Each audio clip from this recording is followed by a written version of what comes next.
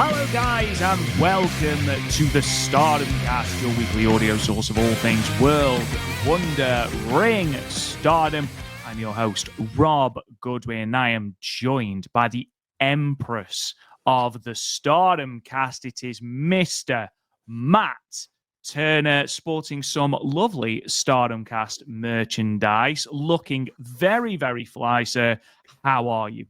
I'm good, buddy. Yeah, the new merchandise did come in just yesterday. A little behind the scenes thing.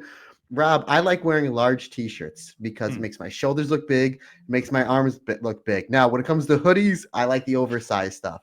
So I ordered a whole bunch of shirts and hoodies. Some of the shirts I got in extra large, some of them I got in large. So my wife was none too happy that the Hazuki shirt that you're wearing, Rob, going, not that exact one, obviously. I got that one in large. She's just like, no, you need an extra large. I put it on. I was like, tell you what, I look damn good in this large shirt. Makes my shoulders look svelte, makes my triceps look good. But I do have to say, I'm not just plugging this because it is our merchandise. The stuff fits fantastic. It does. From the day I ordered it to the day it arrived at my house was like 3 or 4 days. So I'm super impressed with it. Obviously, I took a bunch of modeling photos and I sent them all over social media, which must have worked because we got a couple extra sales. So that was always really nice. But Rob Goodwin, before we get into how amazing I'm doing, I just want to dedicate this episode and the Marigold episode that we're going to be doing a little bit later to Cousin Frank, because Cousin Frank went through some back surgery early this morning. So, oh no. Yes, he's been having back issues off and on for years, and he finally got it checked out. Long story short, I believe he's a pinched nerve or something. So he had to go in. He had to go in for back surgery early this morning. I talked to his lovely wife, Marie, a few times today, and he's home. He's resting. He's doing well. So obviously, Frank will more than likely be listening to this because he's not going to have anything else really to do other than to lay in bed and to listen to Kiss albums and listening to podcasts. Yep. So obviously, we're going to dedicate this episode and the Marigold Standard that we're going to be re-recording just a little bit to one Cousin Frank. Now, Rob, as you know, Cousin Frank, as well as pretty much everybody in the entire world, are giant Bobby the Brain Heenan fans. So I'm going to give a little Bobby the Brain Heenan pun to cheer up one Cousin Frank. I just mentioned Cousin Frank got an injury. You know when this injury happened, Rob Goodwin? Go on. He got it about a week back.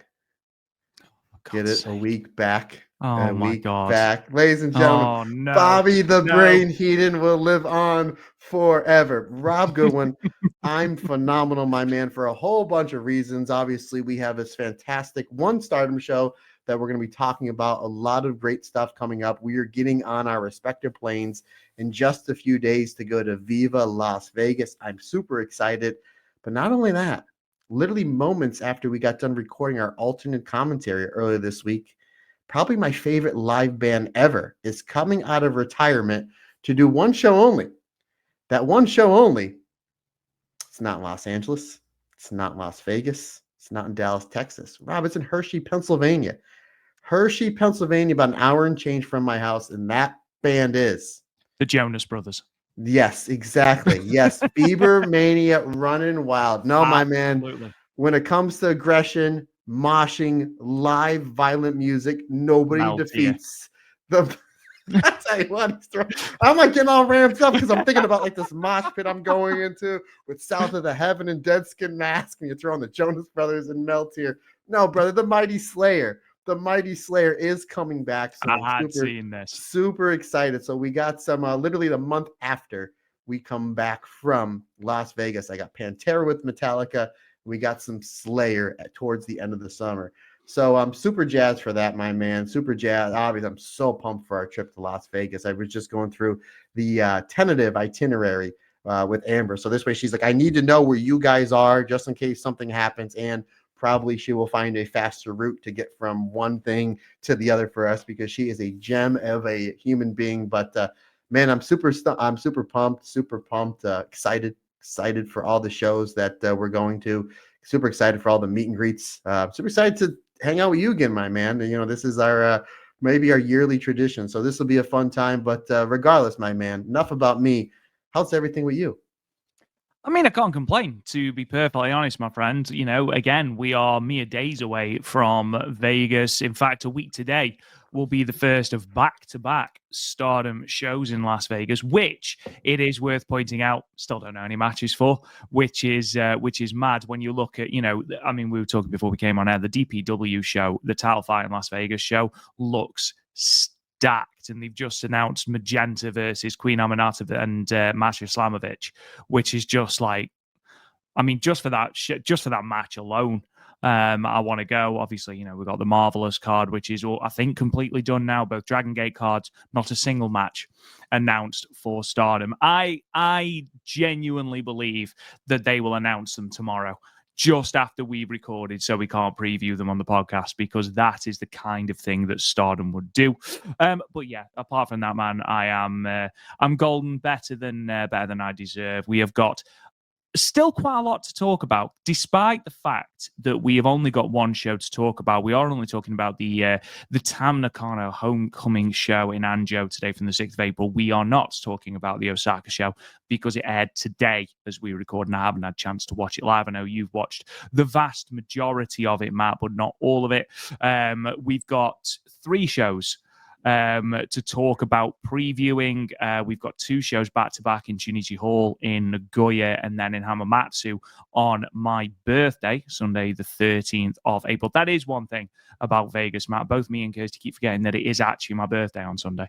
But yes, we've got news to talk about. We had a press conference, which means that just utter nonsense happened. We had Sayaka Kamatani dressed as a corpse bride, hitting people with flowers. We had Tam, again, hitting people with flowers. We had a full-on Stars meltdown. We had Maika body slamming Chihiro Hashimoto in the crowd.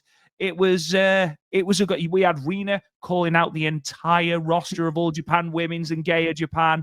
Yeah, from the 90s. Yeah, absolutely. It wouldn't be a Stardom press conference without absolute shenanigans, and we're going to talk about all of that and an extended card for that show, because of course that card needed more stellar matches, and on top of the matches that we've already announced, we've got Meiko Satomura's last Stardom match, so just to add that into the fire as well. Arena singles match, a high profile arena singles match, which I am really looking forward to. Whole heap of news about stuff to do with Vegas as well. Hazuki in a singles championship match, hashtag Hazuki mode activate.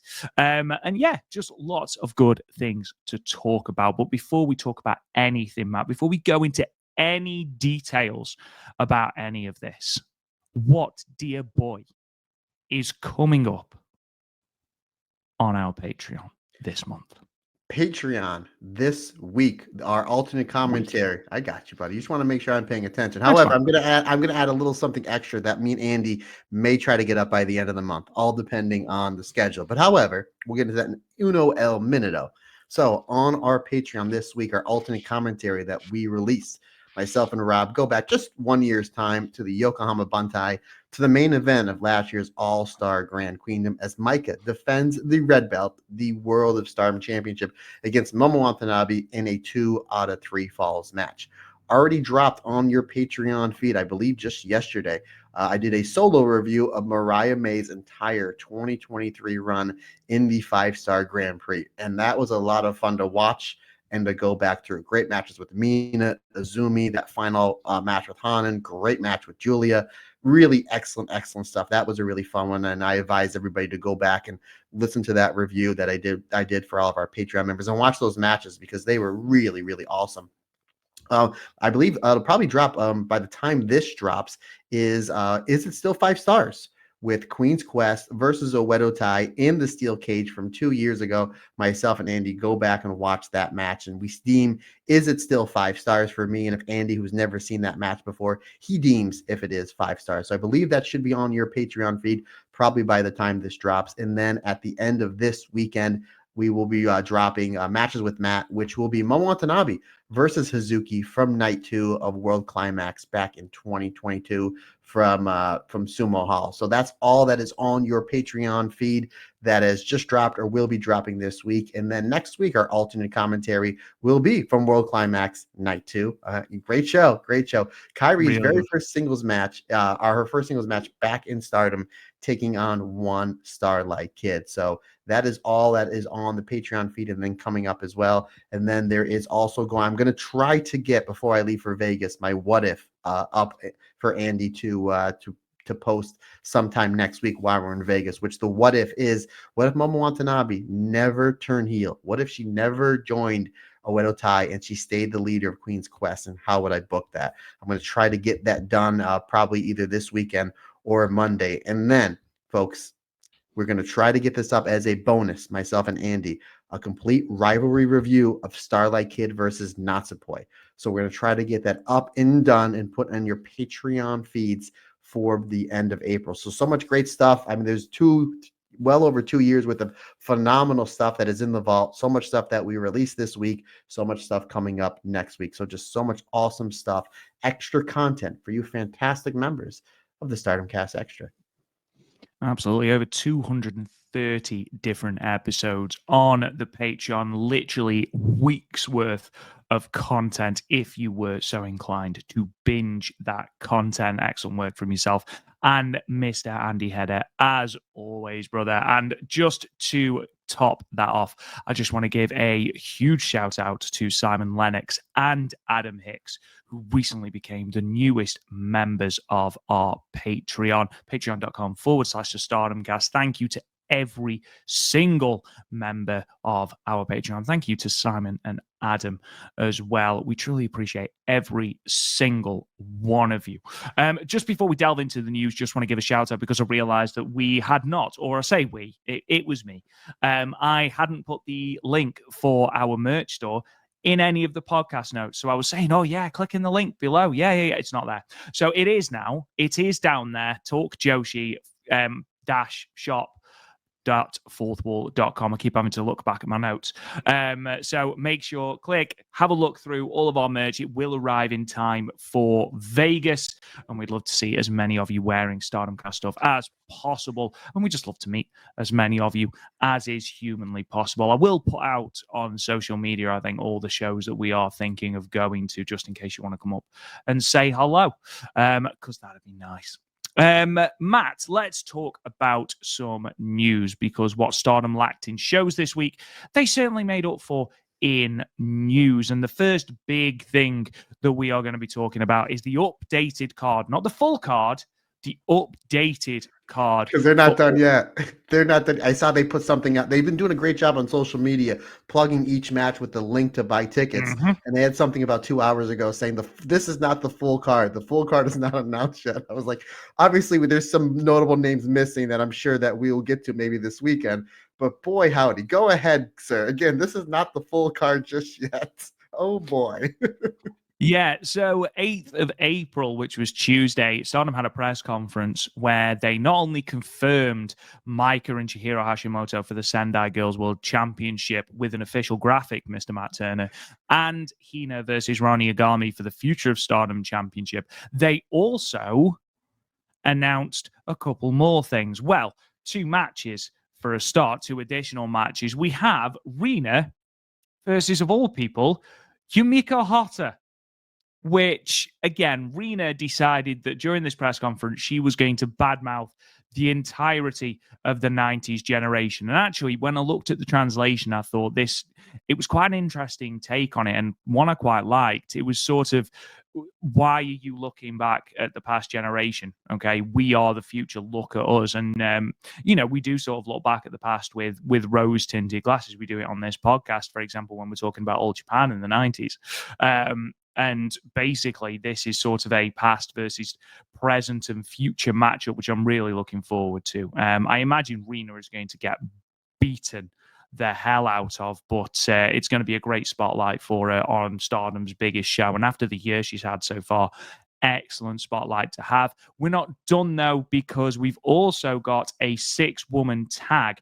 The Cosmic Angels team of Natsupoi Soriano and Aya Sakura, they are going to be taking on the Sendai Girls team of Meiko Satomura, as I mentioned, her last time in a Stardom ring, Mikari Iwata, because you can never get enough of Mikari Iwata versus Soriano, and Yuna. So those are the 2 matches that are added to the card, but we're not done yet. Well, no, because we then had additional stipulations added to 2 of the matches. So we'll start with the World of Stardom Championship match. So we already knew that was A, for the World of Stardom Championship, and that it would be a retirement match. Tam did double down and say there's no retirement road or anything like this. It is a definitive retirement match. You are not wrestling after this match. Something getting in your contacts, buddy? Something yeah, got a little dusty going on there. Yeah, it's weird, isn't it? It's like again, it is just apropos of absolutely nothing. Sayaka Kurora not doing anything on this card as of yet. And also, Taro Okada has made the announcement that there will be no seconds at ringside, which I am absolutely 100% certain will be adhered to. Because if we know one thing about Hate, it is that they love rules. And Tekla, of course, we know really, really appreciates and respects Taro Okada and his rules. The Wonder of Stardom Championship match, by the way, Starlight Kid and Azumi, which in itself is already going to be a fantastic match, that is now also going to be for the leadership of Neo Genesis. So double stakes for that match. And it really does add to a really quite important month for Azumi, who hasn't had a singles match yet this year. And yet, in this month alone, we'll be taking on Mina Shirakawa today as the podcast drops against Windy City Riot in Chicago. I know that her and Mina left Japan today. She'll be facing Hyan in Prestige Wrestling. Whatever she's got going on in Las Vegas for Stardom, who knows? We might not find out until the actual day. Who knows? And then, of course, she's got Starlight Kid as well. So 3 high-profile singles matches for the high-speed Bomb Girl. One thing that wasn't really an addition or anything like that, but one thing that a lot of people came out of this talking about, apart from the magnificent bruise Yuri is currently sporting on her shin, I don't know what the hell she's been kicking. Tam looks like, I mean, we've seen Tam's matches, what she's doing on this non-retirement road that she's doing. Yeah. Tam as well. Like these girls, I'm a little worried. I hope people make it to this show. I'm excited for this show, but I hope people make it. Holy jeepers. I don't know what Yuri's been kicking, lampposts maybe, but even Mayu was like, Jesus, Yuri, calm down. But obviously one of the big things to come out of this was the continued breaking apart of stars. Now, we did talk about this a couple of podcasts ago and how we seemed to have been heating up Hanan and Hazuki and their differing outlooks on how wrestling should happen. And it seemed that had cooled off. Apparently not. This was brought back up in spades at this press conference. Apparently, Mayu actually put something out on Twitter before deleting it that she didn't really want to sort it out. She was done with it. She tried to take them all out to dinner in Okinawa. That didn't work. So apparently it has still been frosty between Hanan and Hazuki. Hot frosty, some would say. But yes, Hanan basically calling out Hazuki, saying she's too rough. She's not wrestling in the correct way. And actually bringing up Motoi Hamabe, who is still on the shelf injured, not because of Hazuki, but in their singles match, she said that Hazuki, she didn't necessarily said take liberties with her, but sort of alluded to that, wrestled stiffer than was necessary. Now, Hazuki has obviously refuted these claims, and it looks like stars aren't going to be the same coming out of this pay-per-view, no matter what happens. And obviously, you've got Hanan in tears, Hazuki stoic as ever. Koguma was struggling with tears as well. Sayurida's just like, I'm all muscly. But yeah, it looks like we are building to something of a capitulation of stars, which we did think might happen.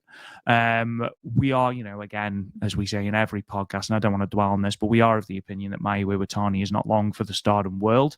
And if Mayu were to leave, stars are really the last faction of the pre-Bushi Road era. And I wonder if stars, we've already seen Queen's Quest dissolved.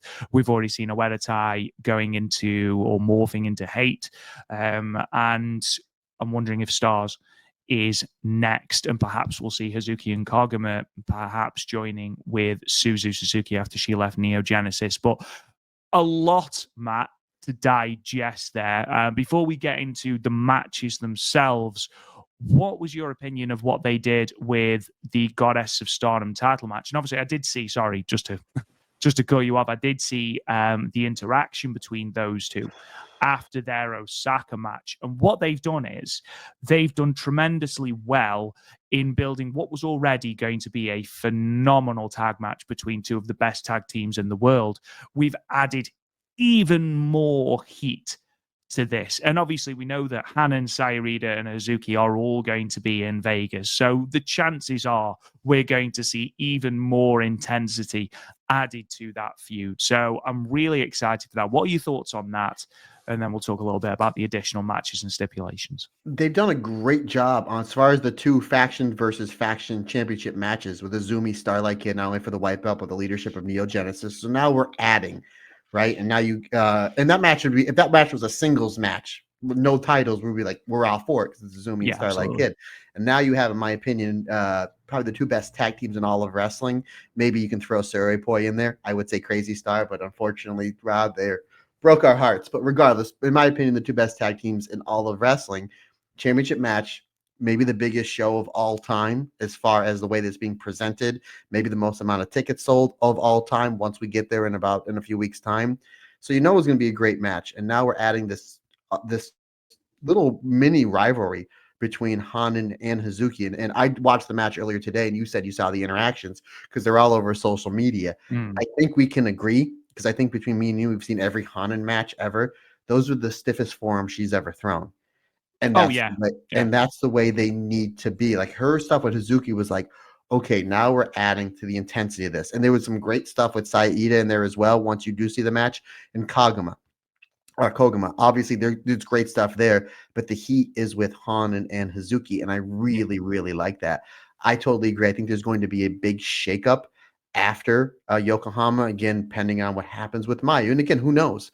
Who knows? Maybe Mayu does stay, and then everything's all hunky-dory, or FWC does leave. The one thing that I don't want to see is I want this match to have a clear winner. Not like, I don't want any interference or anything like that, or the ref gets bumped and then a chair comes. I can see maybe using a weapon on the outside or something, but I don't want to see, any like real. I want to see a straight up pro wrestling match. And then you don't want to see the Young Bucks appear, is what you're saying, Matt. Yes, basically, exactly. And then I'm going to circle back to what you said with Tam and Saya with the no seconds. But I really like what they're doing here. I think this is going to be great. The other thing I don't want to see is I don't want to see Hazuki and Koguma break up. I don't think they will. I think they should stay a team, and the main reason is, and again, we've been throwing a lot out in the ether. And again, we'll talk about with Meiko Satomura, because I kind of got one maybe 75% right with that one too, buddy. But the one we've been throwing out in the ether for the last 2 years has not happened. Literally to the point where we told Teru Okada a year ago, Mr. Okada, Hazuki white belt. And you know damn well when we meet Hazuki, if Teru Okada's within an earshot of our meet and greet, we're going to point to her and like, put the white belt on her. For goodness sake, she has earned it. Because the main reason why I don't want that to break up is because I think it would be such a great moment, not only in Stardom history, but pro wrestling history, when Hazuki does finally win the Wonder of Stardom Championship, and she has that moment in the ring with Koguma.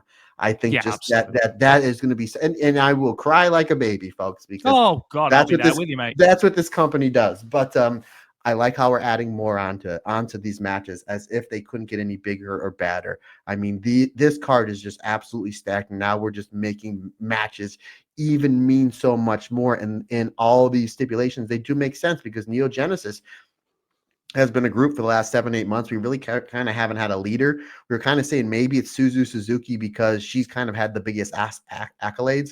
Nobody in that company or nobody else in the group challenged for the red belt. Nobody else won the 5-star Grand Prix. And we joke she's kind of like the older sister between even though they're all the same age because they're all so young. But when driving the van to the mall, she's listening to Slayer. There's another Slayer reference. So, she's listening to South of the Heaven or Raining Blood. But now that obviously Suzu has clearly left said group, we need to establish a leader.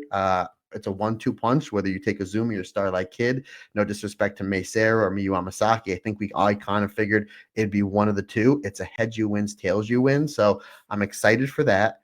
I'm excited for the tag match. Again, this added little stuff with Hazuki and Hanan. And I kind of just peeling back the curtain here a little bit. Again, obviously, we don't know what happened in the Stardom dojo. And again, I think that a lot of it, something did happen and they just kind of embellished it because it's pro wrestling and that's what happens. They just maybe took something that maybe Hazuki may or may not have done and like, let's just, put some gasoline on it and let's make it a big deal and put it to an angle because personal rivalries draw money. Personal differences draw money. So I like how they're doing that. And I see Hazuki's point of view and I see Hanan's point of view. I was trained in a very old school dojo, the Ring of Honor dojo, where you had to earn your keep. You had to do your squats. You had to do this. There was a lot of old school training in said dojo. And I've also seen wrestlers on the independents where literally because they can sell 20 tickets because their family lives there, we'll let them pass said protest and get them a pro wrestler. And they're not fit enough to be a pro wrestler. So I think maybe Hazuki may have taken things a little bit too far, and I respect that. At the same time, I think in order for you to be a wrestler in Stardom, you need to be damn serious. You need to be damn good. And all these rookies we've seen over the last 2 or 3 years are really, really good. So I see Hanan's point of view and I see Hazuki's point of view, coming from that old school style dojo. So I really like that. That adds it on more, to me, especially two of my favorite wrestlers in all of wrestling as well with Hanan and Hazuki. So I think that's really cool. Now, Rob, just to kind of circle back to something that you just said that you don't think is going to happen. I think Sai and I am crazy. I'm not going to say, you may say that I'm crazy. I am crazy. Sai and Tam, no seconds. I think we're going to have a clean match because ever since the Sai heel turn, all these matches, they have something crazy going on in the match. The interference isn't like overwhelming. Like in the Suzu match, there was just a little. In the Tam retirement match, it was quite a bit towards the end that added to it. But considering the fact that ever since the Sai heel turn, we always see these interference. What can Sai and Tam do different that they haven't done before? Let's just take everybody away and have a straight up wrestling match. And that's just the old school in me. That's just the old school, all Japan 90s in me, where all these Misawa, Kawada, Kabashi, Akiyama, Taue matches, they never had any interference or ref bumps. I think we're going to see a straight up match. I really do. And I think that's the best way to go about said match because when Saya does win, and I think that's the way that they're going, that I think that's just going to put more steam and more fire on the Saya Kamatani's championship run. So again, obviously we'll have to figure out when we're going to preview that show. We might have to record that in one of our hotel rooms in Vegas to do that preview because I believe you are coming back the day before All-Star Grand Queendom. So yeah, we're going to have to figure out when to do, and we're going to give a programming note at the end of this episode because there's going to be a lot of stuff that we're going to be trying to drop. But we'll talk about that off air. But yeah, my friend, I'm super excited as if this card couldn't get any bigger. And then yeah, Rena does a great, and that interview was great. Again, me and you was great. Obviously, our expertise when it comes to Joshi is really Marigold, Stardom. We know a little bit about All Japan in the 90s, which we know was a golden era, but she was like, yeah, that was 30 years ago. I wasn't even alive back then. Let's pay attention to the now. And I really like that because like if we were to go into it like a debate, but like you need to debate what's company's better, I think me and you would do a damn good job debating Stardom versus anybody just because of the passion that we have. And I was like, Rena, I felt that. I thought that was awesome. And again, we talk about what a great wrestler she is, what a great character she is. But at age 18, to cut those impassionate promos like that, to really like dig down deep into a Joshi legend like that, I was like, damn, Rena, I stand up for you on that. Yeah, as much as I go back and I watch some of that stuff, Rob, and I love Miami Toyota, I love Akira Hokuto. I always say the two greatest Joshi wrestlers of all time are Io and Mayu.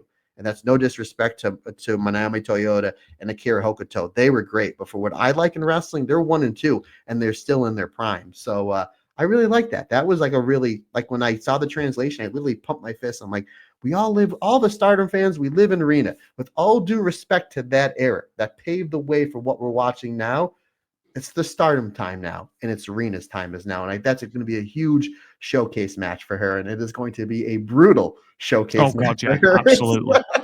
Yeah.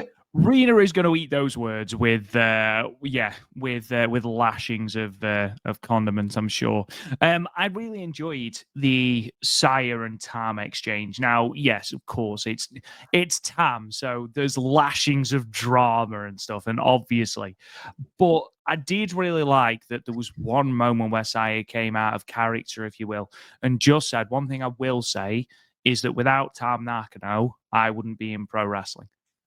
And she just broke character for that one moment and delivered that line. And we got a real snippet of the real Saya Kamatani, who's not fronting up, who's not trying to be someone she's not. And I really like that. And I'm wondering if, maybe it's that prompts her to have a clean match. And if that's what it is, brilliant. If we do get a clean match, fantastic. I do wonder if a member of Hate is going to try and interfere, and Saya is going to tell them to go away. And Saya is going to be the one to warn them off. Maybe it'll be Tora, who of course still doesn't have a match. Tekla, who still doesn't have a match. Konami, Momo, which does tell me we're just going to get a Hate multi-woman on the undercard probably. But yeah, I'm intrigued by not just the result of that match, which I think every Stardom fan is, although someone did point out, yes, one of these wrestlers is going on a massive retirement road wrestling people that she's never wrestled before or that she needs to wrestle one more time, and one of them is just wrestling regular tag team matches. I wonder which one's retiring, which I thought was quite funny. But yeah, I think if Saya is to retire Tam, then to do it clean with no Hate interference really would solidify. Of course, she does it with Hate interference. That's only going to add more heat on Hate, isn't it? So we'll see. We'll see how that goes. Real quick, I do like how it was very simple. Tam, the baby face, the good guy, all in white, beautiful white dress.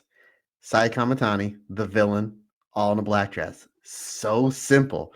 So simple. And yeah, a great promo. Again, yeah, Tam, I love me some Tam. She totally brings the drama, but you're right, that Saya Kamatani line.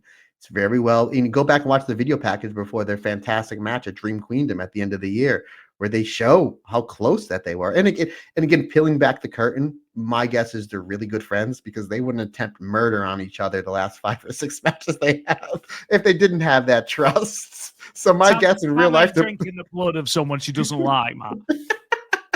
But let's be honest here. Yeah. Again, this press conference was great because of what we had there. And yeah, you're right, partner. We're not done yet because there's some notable names missing from said card, which Stardom did again earlier today. They did say, yeah, this isn't the full card. We still got some time. We still got some time.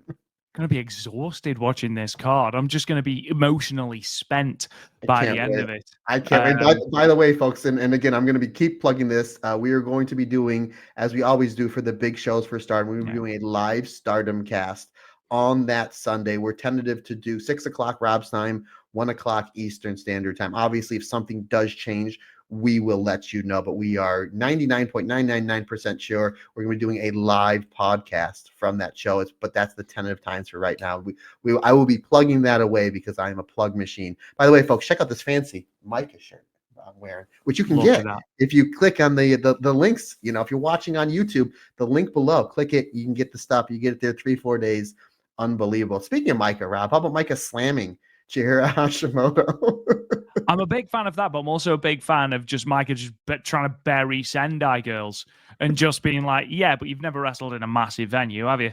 You're just wrestling like basketball venues and stuff like that. Not basketball venues, sort of gyms and stuff like that, aren't you? You're not wrestling in big venues. Why don't you come to Stardom? We do it. It's like, Maika, for God's sake, calm down. She's a company girl. She is a company girl. I think she said something along the line, and I could have the translation wrong, where our press conferences hold more than your shows. That's right. Yes.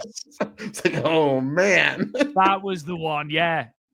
You're not used to wrestling in venues even this size. Bloody hell, Maika. Chihiro Hashimoto's gonna kill you. Moving on from All-Star Grand Queendom then to a little bit of unfortunate news. Unfortunately, Ankanaya has been pulled from shows. There's no return day or anything being announced from Stardom. They just released a brief note to say that she's been pulled from shows, beginning with today's show in Osaka due to an injury sustained in training. Obviously, we, the Stardom Cast, wish Ankanai all the best and hope she comes back fitter and better than ever. But I wonder if they'll try and work it into the angle that Hazuki hurt her in the dojo, just to give Hanan even more ammunition. But in all seriousness, I hope that Ankanaya is okay. She's had a really, really, really good start to her Stardom to a Stardom career. Some really impressive performances against Yuna Mizumori and against Rina in particular. And I'm really excited to see what the future holds for her, because as you said, Matt, the recent crop of rookies in Stardom and Kanaya, Motoi Hamabe, who people seem to have forgotten about, she's been out injured for quite a while now.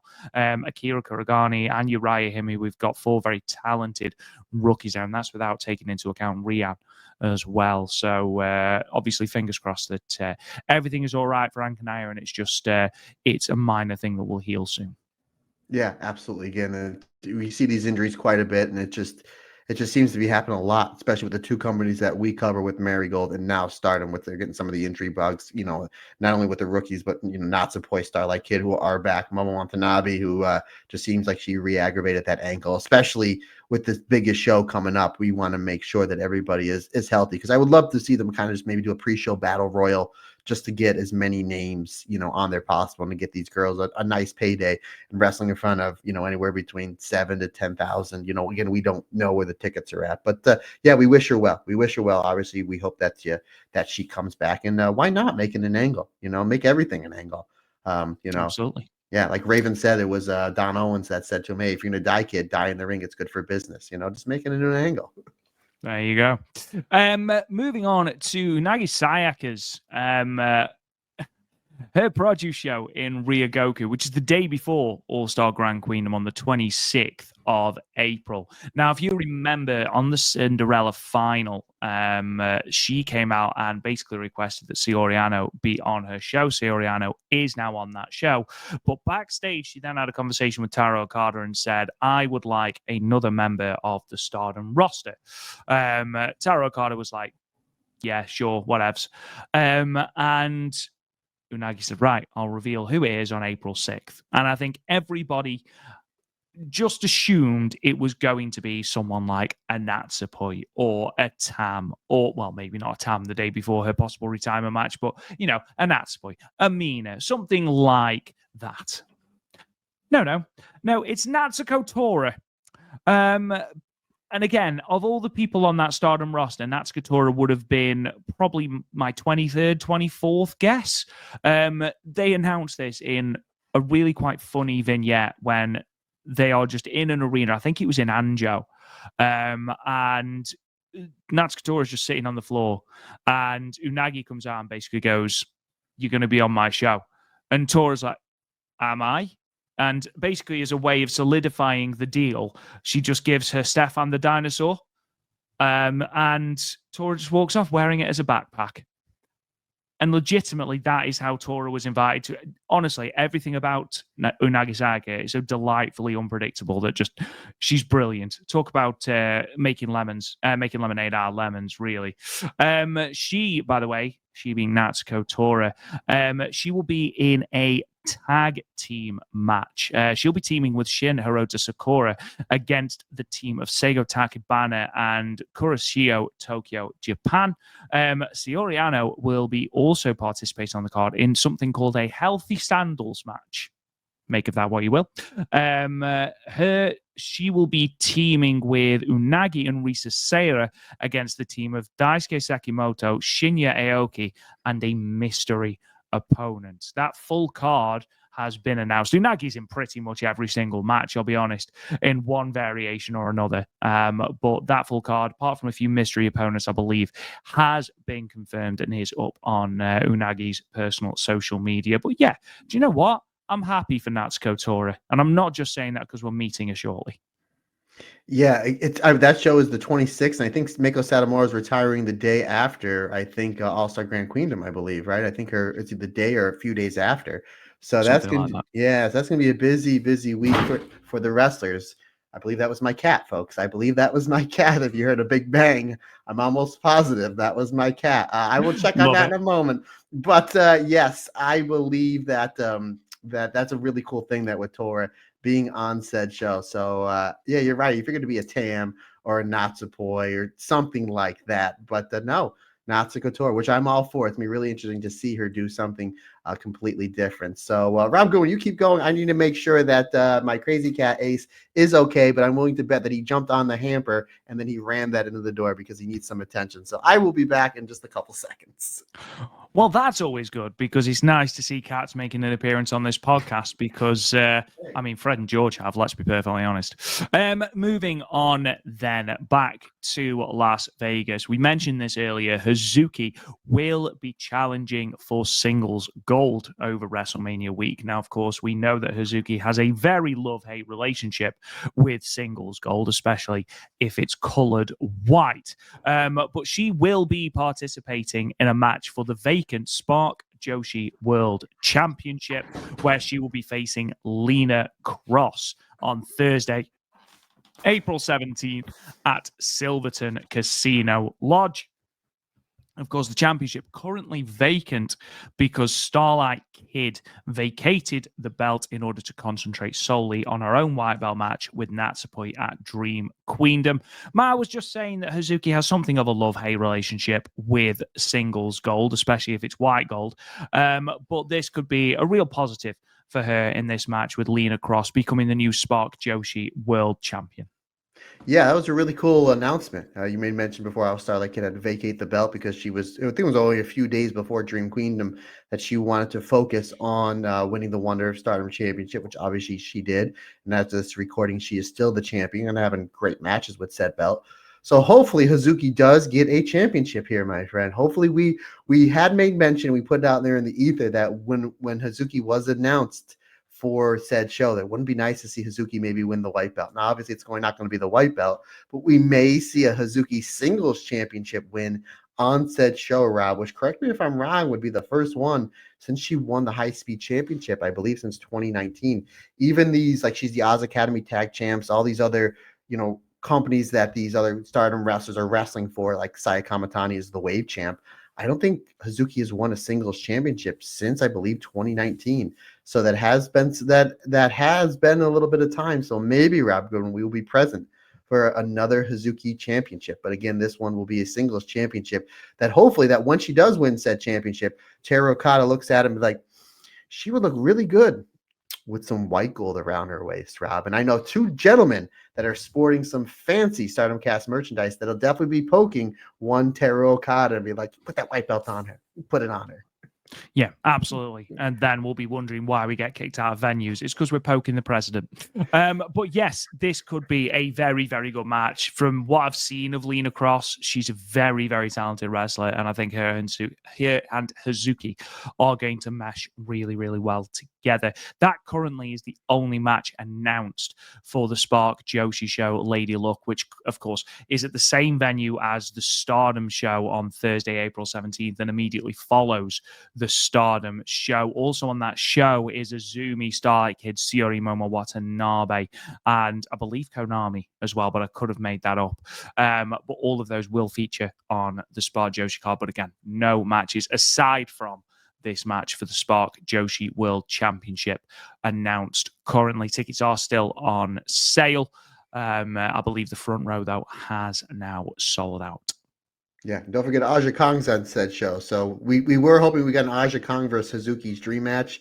However, we can get the Shuri versus Aja Kong dream match because we did get the cute off last year with Aja Kong and one Tam Nakano. That did lead to their tag match at All-Star Grand Queendom. So, yeah, interesting stuff to see how that card's going to shake out. But the Spark Joshi last year, as far as start to finish, was my favorite show of that entire weekend. And the way that this talent very well steal the weekend. Again, yeah, absolutely, folks. Go and support our friends over there at Spark Joshi if you're going to be in the area because it's going to be a must-see show. And as far as your ticket value goes, they're one of the cheaper tickets on all these independents that are running on this weekend. And hopefully Silverton Lodge Casino has better AC than the Monster Factory in Philly, because that show was warm. And it's going to be much hotter. Hot. We're going from Philadelphia to, I think Amber looked at, I think we're like 80 degrees. So we were literally jumping like almost a 40-degree jump. So my guess, it is Las Vegas. Most of these places do have air conditioning, Rob. So but we shall see, Fingers sir. crossed. Yes. Fingers crossed. Another place that we hope has air conditioning will be the Swan Dive, which is where New Texas Pro will be running the Texas Hold'em show, 10 o'clock Friday 18th. And that is where HANAKO will be making her return. Of course, she did wrestle at New Texas Pro during her Little American excursion during the 5-Star Grand Prix last year. She has had her match announced for this card. She will be taking on WWE ID prospect Kylie Rae in singles action. Smiley Kylie Rae, which is going to be a very, very, very good match. Everything I've seen of Kylie Rae, wherever she's wrestled, whether it's TNA, whether it's a brief spell in AEW, whether it's the stuff on the independent, she's always been sort of a focal point. She really, really is fantastic, and I'm glad that she's getting this opportunity. I feel like she thoroughly has earned it. It also joins Luke Jacobs versus Brian Keith, which is the only other match announced for it. But good God, what a match that is. Also on that card announced is former Marigold wrestler Zeta Steele. We've also got One Called Manders, Michael Oku, and Vet Vixen as well. So that show, New Texas Pro, sorry, I keep calling them Texas Pro, New Texas Pros, Texas Hold'em show, Las Vegas, Friday 18th of April, 10 o'clock at the Swan Dive. Tickets still available. I don't think we're going to be able to get to that show, are we, Matt? Because we are at spring break. I was going to say, is that 10 a.m. or 10 p.m.? Because there are times, there are shows at all. I'm not even being, I'm being a little funny. PM. But okay, because there are literally, I believe I think you told me that the NXT show starts at like 9 o'clock in the morning. Talent are not happy about that, apparently, because the call time is something ridiculous, like 4 in the morning. I would love that, actually, because this way you're done. There's actually, a quick little sidebar. There's a wrestling company that's going to start running shows at a comic book shop 15 minutes away from my house, and they're doing shows from 10 a.m. to noon on Saturday, and call time is at 6. And I was like, I might actually be able to do those. I might actually wrestling in a comic book shop, and then I'm home for lunch.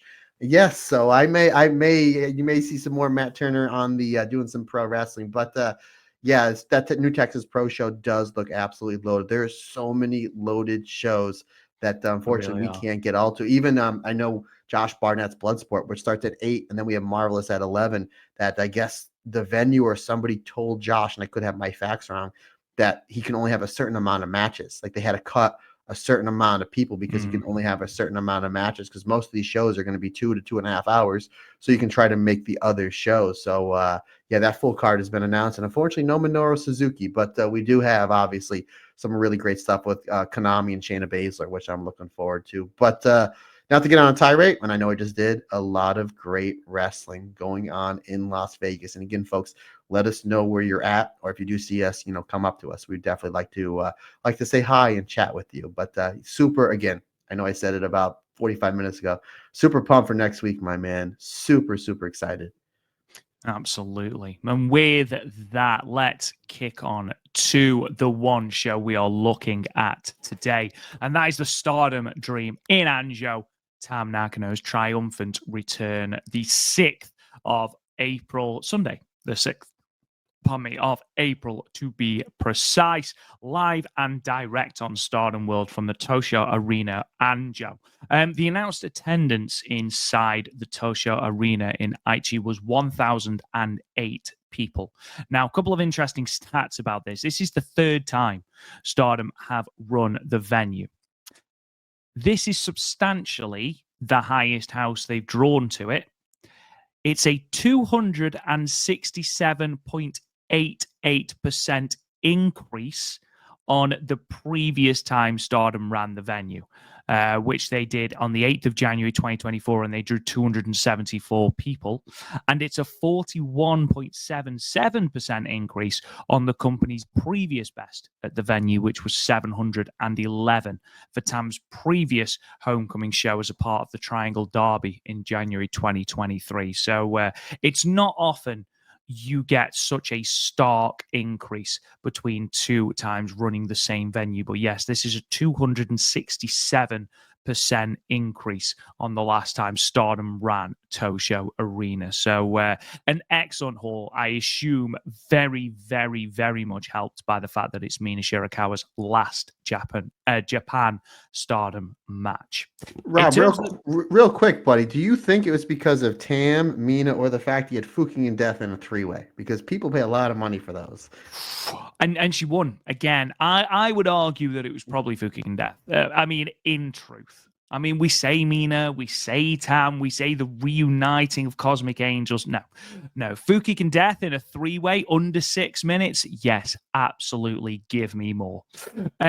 Moving on then, the results. We open with a 6-woman tag match. The God's Eye team of Syuri, Hina, and Lady C defeated Suzu Suzuki, a freshly unaffiliated Suzu Suzuki, Akira Kuragani, and Uriah Hime, with Hina pinning Akira with the modified jackhammer in 10 minutes and 13 seconds. That aforementioned 3-way, which was match of the night by an absolute country mile, Fukigen Death defeating Ankanaya and Mei Seira, Death pinning Kanaya with the O'Connor roll in 6 minutes and 10 seconds. 8-woman tag team match, the Stars team of Hanan, Hazuki, Kogame, and Momo Kogo defeated the Hate team of Natsuko, Tora, Ruaka, Rina, and Azusa Inaba, with Hanan pinning Azusa with the blockbuster hold in 9 minutes and 44 seconds. In a tag team match, the Stars team of Mayu Iwatani and Saya Ida defeated the God's Eye team of Tomoka Inaba and Rani Yagami. Saya Ida pinning Rani Yagami with a lariat in 9 minutes and 40 seconds. We then had the Mina Shirakawa last match gauntlet. I'm not going to bother trying to break that down because it all went cockeyed at the end. So we'll talk about that and break it down when we get to it in a moment. But in terms of trying to break it down, folly. It's a fool's errand. Semi-main event tag team match. O2 line. Azumi and Miyu Amasaki defeated Sai Queen, Saya Kamatani, and Konami, with Azumi pinning Saya Kamatani clean with the Azumi Sushi in 10 minutes and 28 seconds. Looks like we could be getting an Azumi red belt run, or push, should I say, not run. And then a 6-woman tag team match. Tam Nakano, Saori Ano, and the returning Unagi Sayaka.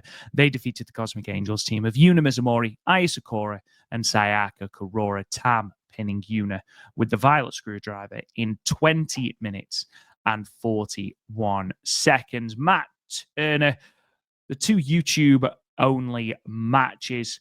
We open with the 6-woman tag. What was your opinion of the freshly unaffiliated Suzu Suzuki? And are you a fan of the fact that she physically scares Akira Kuragani and Uriah Hime, apparently? Yeah, at the end of the match, she was so disappointed that they lost. Like, it was like, I can't believe it. I'm like, Suzu, you're in the ring with, you have 2 rookies, and you're against Lady C, who's awesome, your future Stardom champion, and one of the most violent wrestlers in all of wrestling, and Sherry. What do you think was going to happen? I really like that. It was really kind of adds on to this like really cool, edgy character, more edgy, more badass in one Suzu Suzuki. I thought Akira and Uriah Hime, I thought they were great in this match. I thought their spots were put in really well. They also got beat up quite a bit, especially from Lady C and Sherry. We didn't get much of it in this match, but Sherry and Suzu, their exchanges brought me back to night 1 of the 2023 5-star Grand Prix, and one of my favorite 5-star matches ever. Really excellent stuff. I thought Lady C and Suzu, I thought really, really terrific stuff. But at the end, this was really just kind of just highlighting Team Classroom here a little bit. And again, I wouldn't mind to see them kind of get pushed up the ladder a little bit coming off Yokohama. Excellent stuff. Really good stuff to start the show off. Again, the fact that you have Uriah Hime and Akira that have only been wrestling a handful of months, and you wouldn't know that. This is your first time watching that. You would not know that because it really seems like they're wrestling 2 or 3 years. And obviously, Hina, Lady C, and Sherry did a good job highlighting them in said match. Again, great way to start off the show. 10 minutes. I thought was the perfect time. I had this at 3.5 stars. Moving on then to the main event in many ways. I'm sure Dave Meltzer will cower away from rating it, but we won't We will. because we do the real journalistic work. Fukigen Death, Meisera, and Anne Kanai.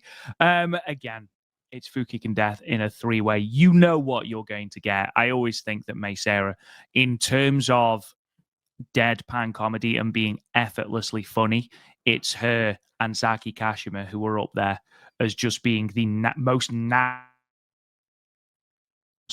always enjoy the Meisera and Fukigen Death exchanges, and I thought Ankanai managed to fit into this dynamic quite well. Rob, we have to point this out with this render here we're watching on YouTube. It looks like Fukigen Death has angel's wings. Like, look at that. That is absolutely perfect. That should be the graphic on the front of all of your championship belts. That should be on the cover of a DVD for the next Netflix Christmas movie. In Anywho, fact, yes, that should be your poster for All-Star Grand Queendom. Just look at it. Who wouldn't buy tickets to that show? Oh my goodness, I'm almost speechless.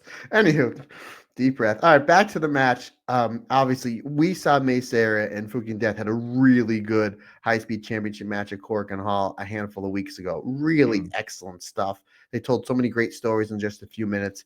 You're throwing a rookie here in Anne Kanai. Not only rookie, but I mean, she's had less than 10 matches in this match, and you're asking her to do a three-way with these two geniuses of the high-speed division. Rob, she was great.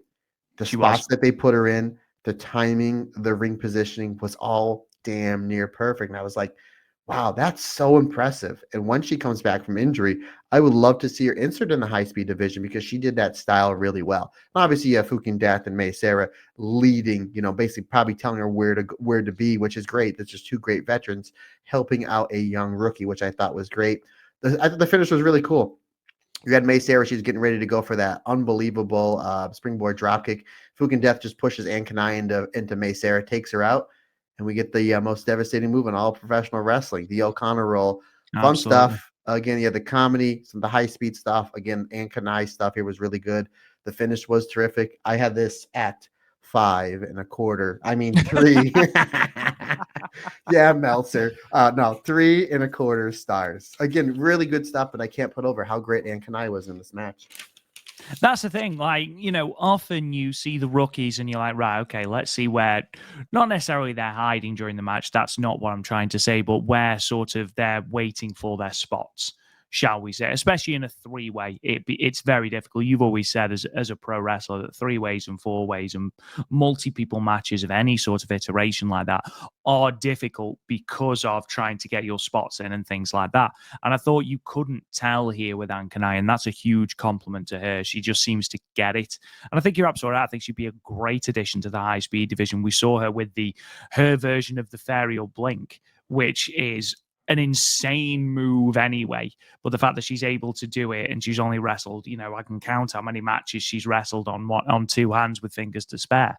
I think it's a tremendous sort of start to her career. So I'm looking forward to her coming back from injury.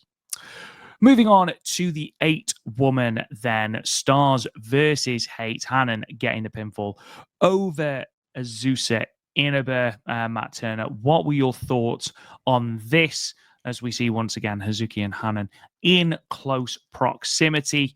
Not the outpouring of emotion we saw at the press conference. No, again, they did a great job kind of building a little bit towards that. Match starts out, hate brawl, because why not? We get some heat on the Momo Kogo, and again, Momo Kogo is such an underrated seller. She does a great job building sympathy. You're kind of wondering where's the hot tag going to go. You're going to go to your super aggressive baby face in Hazuki, or like probably your biggest push baby face in Stars that's not Mayu over the last year, Hanan. And it goes to neither. It goes to FWC. FWC is like, I had enough of this cheating. We're going to come in and do what we do best, tag team wrestling, which I really liked. I'm like, that makes sense. Why not have the two of them come in and save Momo Kogo? Really shows great tag team chemistry, and you're building them up towards their big match that they're having at the end of this month. Makes sense. But what slows it down, Rob? The newly christened Hate Crate slows down FWC. a really good stuff there. And then we basically get some excellent tag stuff, not only with FWC, but with Devil Princess, with Azusa and Rina, and then with BMI 2000 with Natsuko Tora and Ruaka. I liked how we layered this tag match with your tag teams, and then ultimately great closing stretch, with Hanan and Azusa Inaba. And I'm like, yes, I would like to see that in a singles match, please. With Hanan getting the win with the blockbuster hold, aka the Hanan special. I had this at 3.5 stars, a little less than 10 minutes. I wish it would have went a little bit longer because they really told a great story, and you have 8 really fantastic wrestlers in said match. But I really appreciate the storyline going through with Hazuki and Hanan, but yet Hazuki really flaunting her fantastic tag wrestling, because it's like, my tag partner is here, yours isn't. Yours is not. Yours is in the next match. I really kind of like that. But I must admit, just moving on to the next match, Mayu Iwatani and Sayarita is not a tag team we see very often at all. And actually, after watching them in this match, I want to see them tag more often. Like, we see Hanan and Mayu Iwatani tag as eye contact. We obviously see Saya and Hanan tag a lot as Wing Gory. After all, they're the Goddess of Stardom champions. But Mayu and Sayarita have really, really, really good chemistry. And because they're such different wrestlers, like, one thing about eye contact is that Hanan and Mayu are both cut from the same cloth in the way that they wrestle. Whereas Sayarita is a small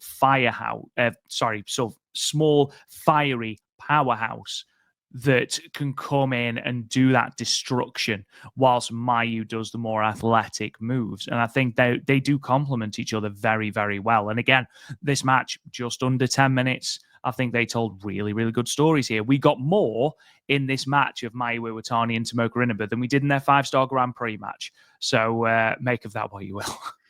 Yeah, again, not only was it great singles wrestling, everything worked. Mayu versus Rana versus Saya versus Tomoka, Mayu versus Tomoka. So we all got a little sprinkled of that. And then you had great tag wrestling. You're absolutely right, Rob. And I think it was one of the first Patreon episodes we did. We talked about hidden gem matches in 2021. And I believe it was Mayu and Saya Ida versus ALK, Julia and Sherry.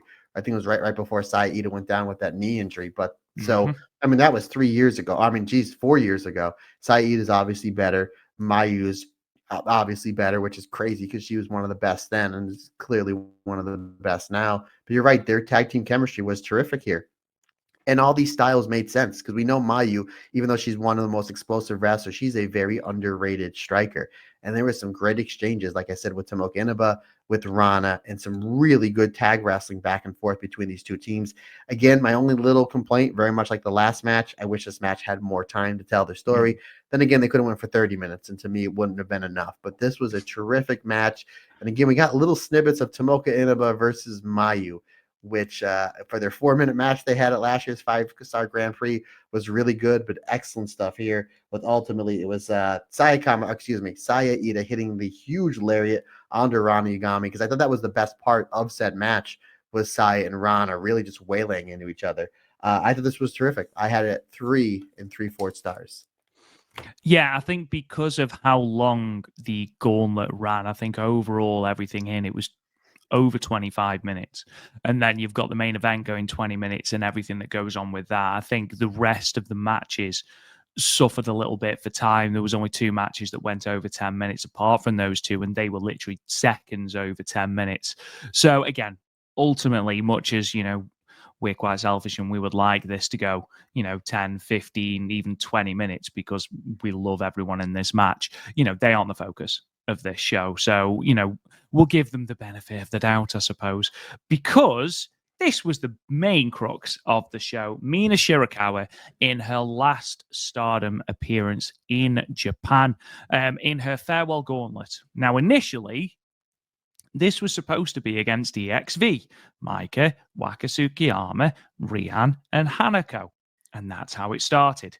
And then more people just kept coming out. So I'll read you the breakdown. So Mina Shirakawa versus Maika was the first part of this gauntlet. That went to a 3-minute time limit draw, as it was always going to, because they were just taking selfies during that match. Mina Shirakawa defeated Rian, and I found this really funny because of all the matches in this gauntlet, this was the only one that Mina won. Poor Rian. Defeated Rian in 2 minutes and 55 seconds with the glamorous driver Mina. We then had Mina versus Waka, ending in a 3-minute time limit draw. Mina and HANAKO then ended in a time limit draw as well after 3 minutes. HANAKO didn't quite get the memo that this was supposed to be a celebration and just went bull in a china shop at Mina, proper sprinted at her and just wailed at her, which I thought was quite funny. So initially that was the end of the gauntlet, and you can see Maika tending to Mina, and then Sayarida comes out and asks for a match, and Mina's like, yeah, all right. Okay, but just for 1 minute. So Sai's like, yeah, that's fine. And what that 1 minute consisted of was 1 minute of chops. And poor Mina Shirakawa, at the end of this 1 minute, just wanted a hug and to say goodbye to Sayarida. And Sayarida was like, no. Send her into the ropes. Another big double-handed chop. So Maika comes back into the ring, ices poor Mina Shirakawa's chest. And that's when Azumi's music hits. So we get a 1 minute match between Mina and Azumi. And then Hanan's music hits. And this is when Maika made me laugh so much. Maika's reactions to all of these people coming out impromptu honestly had me absolutely howling. It really did, because she was like, no, stop, time out, time out. So Hanan then comes in, does a dance off with Mina Shirakawa, and then they do actually have something akin to a match. Shades of a super sexy Dynamite Princess, if you remember that character. Absolutely. Yes, who may or may not be Juan Han, and I thought that was hilarious. Yeah, let's allegedly. Okay? We haven't seen them in the same place at the same time, Rob Goodwin. That's all I'm saying. We don't want to be sued, do we, Matt? Come on. We don't want to be held liable. And then, rather than just have people repeatedly come out, Mina Shirakawa then took on damn near half the roster in a match for 5 minutes, which included one of the best pinfall attempts I've ever seen, or one of the best pinfall kickouts I've ever seen, with the entire roster trying to pin Mina at once and Mina kicking out. That goes to a 5-minute time limit draw. And then Mina says, I've never beaten Tam. I want a match with Tam. And they go to a 3-minute time limit draw as well. And then finally, mercifully, because Mina Shirakawa was exhausted by this point, bless her, thunderous "We Want Mina" chants. She got the streamers at the start. We were, I don't want to say critical, but we couldn't quite understand, Matt, why Mina Shirakawa wasn't in the main event alongside Tam and alongside Unagi Sayaka as the original Cosmic Angels. And actually, we've come out of this show with a little bit of egg on our faces, because Mina Shirakawa got so much more of the spotlight on this show that I'm not convinced she'd have gotten if she was just teaming with the original Cosmic Angels. So actually, having this where it's just about her, and then just coming and doing the dance at the end of the main event, where, you can have that little moment and that reconciliation with Tam and Unagi, even if it's just one moment. I think it was done very, very, very well, actually. And yes, this gauntlet is all sorts of nonsense, but genuinely,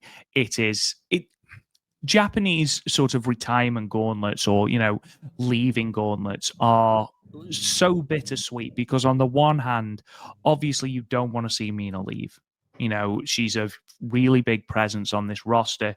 You want to see her in Stardom doing great things in Stardom. But on the other hand, this was such a lovely way of sending her off onto this next chapter of her voyage. Everything was perfect. You had Maika just basically having pictures with her around the ring for 3 minutes. So it is quite funny to hear the time limit being counted down, and they're just there having selfies in the middle of the ring, not caring. Everyone had their little story with her, and she was able to have that time and all the adulation and all of the focus before Tam and Unagi came out. So yeah, full on props to Taro Okada and Stardom, and you shut me up. So well done. Yeah, we were kind of, when we talked about this last week, I'm like, you're kind of missing an opportunity not to have your core 3 Cosmic Angels. But we very much, especially the way the booking was at the end of last year, it's like kind of wait and see. You know what I mean? Again, I was wrong with the Sai Kamatani thing. This is the time of the show where Matt apologizes and admits he was way wrong with the Sai Kamatani thing. So I'm all about let's wait and see. And then you're like, oh, because now this makes sense because you're getting Mina and you're giving her a whole bunch of moments. And you're getting all these individual moments with all the wrestlers that want to say thank you to Mina before she goes off to AEW. And then you get that big moment at the end of the main event, which we'll get into because this show is going to be remembered for a couple things. Ultimately, especially these last, this is really fun. The match we're going to talk about next, which is going to set up a match I can't wait for, that I'm super excited for. And then the main event, which was terrific. But ultimately, it's going to be remembered. Tam, Unagi, Mina on the top rope, and then them giving Tam, kissing on the cheek like we would always see back in 2021. And you can just see Tam is broken down in tears. So now it's like, okay, now I get it because we get this giant big Mina gauntlet, which was all sorts of fun. Everybody got their moment. She had a whole bunch of minutes to have these moments, and then she gets another moment at the end, and rightfully so. So now we're like, oh, I think I text you as soon as I get done watching the show. I said, did you see this? I said, yeah. I said, boy, we were way wrong on that, weren't we? Like now we understand why they didn't put Mina in that main event match again, which we'll get into. But this was loads of fun. Yeah, you're absolutely right. Like, yeah, it's a 4-person gauntlet, and then all of a sudden you see random people coming in, and then her and Tam have that moment at the end of said match, which I thought was great. I think this was a great way to send off Mina. As far as Stardom in Japan goes, obviously her last matches in Stardom proper will be in Las Vegas, my friend, where her opponent is to be named, announced, pretty much like everybody else. But regardless, super excited for it, brother. I didn't rate this match because this was just fun. This was just fun. I had an absolute blast watching this. Yeah, there's no point trying to rate this because as a conventional match, you couldn't possibly give it a rating. But what I really liked was obviously I've watched Stardom from the moment Mina Shirakawa debuted on the roster, and to go from someone whose entire gimmick was almost solely her boobs. I mean, let's not beat around the bush. Like that's literally what it was. Her tag team was named after her boobs with Tam. So come on. But to see her progress from that to a legitimately really good wrestler, I mean, we're talking about someone who Mayu chewed out backstage for having a match that bad during a show that she was basically embarrassed about it. And now, actually, she's the one that's going out, going over to America and, trying to make it in America. She got herself over in AEW, and to see that journey for her has been really, really cool and has been really good. And she has earned that opportunity. So, yeah, it's sad to see Mina Shirakawa go. Of course it is. But also, it's great that we have got some closure on what is happening because we couldn't have another. We said this before. We couldn't have another year of her doing half in AEW, half in Stardom because neither were getting the proper focus that they deserve. Again, Mina Shirakawa missed out on the 5-star, the Goddess of Stardom Tag League, every single tournament in Stardom that year. So, which is arguably where she should have been. She certainly should have been entered into the 5-star. But again, I'm super happy for her. I think this was the perfect way to send her off. And it was, I know this was Tam Nakano's hometown show and sort of homecoming, possibly her last homecoming, depending on the results at Yokohama. But this show felt for Mina. It did really feel like Mina was the centerpiece of it, and this was a really good way of seeing her off. Yeah, just one real quick thing I want to say about Mina. In my opinion, the greatest 5-star Grand Prix ever was 2022, and she was the breakout star of that tournament, where by the end, you're like, she can be a big main eventer. In my opinion, the greatest Stardom show of all time, for now, up until now, because again, the end of this month, I think may break it, was All-Star Grand Queendom 2 years ago in 2023, and her and Sai Kamatani, in my opinion, had the best match. So the breakout star and the best 5-star ever, and had the best match on the best Stardom show ever.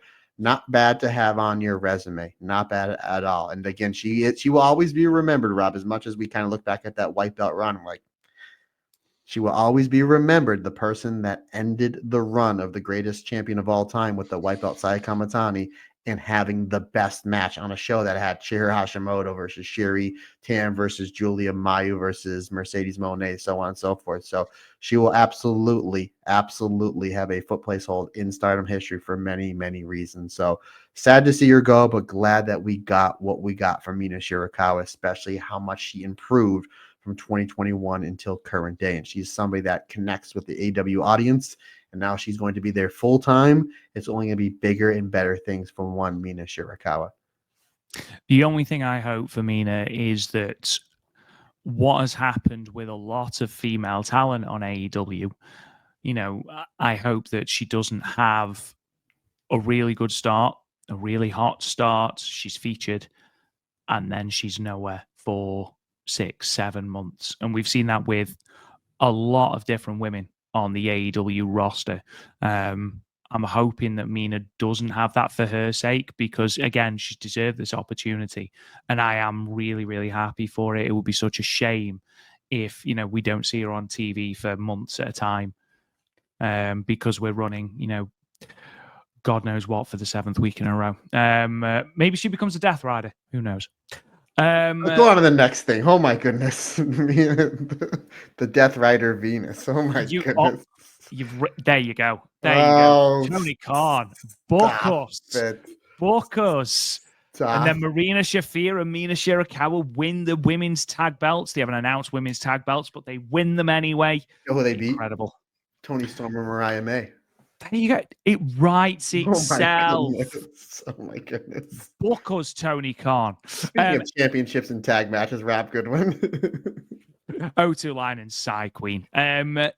It's been something of a month for Azumi, hasn't it? Not only has she called out Mercedes Moné for the New Japan Strong Championship, not only is she challenging her stablemate, her generational rival, for the white belt for the first time, but now she has pinned the red belt champion clean as a whistle in the middle of the ring.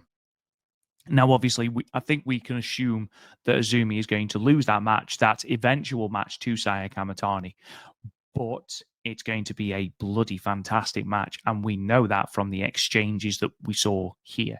These two have got such good chemistry, and obviously you've got the history with Queen's Quest there, but when you allow them to go, we know we are going to get an absolutely blistering match. And full credit to Saya Kamatani, because she is the red belt champion, and I swear she's at more clean pins in the middle of the ring this year than anyone else in Stardom.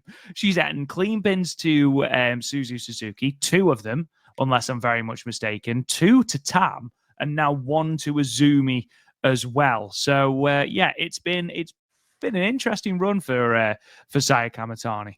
I'm glad you brought that up, partner, because somebody messaged me like a few hours after the show and was like, Matt, are you concerned that Saya Kamatani's the red belt champion is losing All Said Falls? And I said, no, listen to the Stardom Cast this week and I will explain why. Because there's certain wrestlers that do not know how to lose. That it hurts them. Now, that doesn't work for me, brother. That doesn't work for me, sister. There's certain wrestlers that are afraid to lose because they don't understand business. And I'm going to break it down to you. Suzu Suzuki defeating Saya Kamatani. Did that hurt her? Suzu Suzuki. Did that hurt Saya Kamatani? Let me ask you 2 questions, Rob. Was the match really good? It was. Did they draw money on said match? They broke the record until then she loses to Tam. Now, when we go to the next Cork and Hall show, was the match really good? It was, yes. And did it do great business?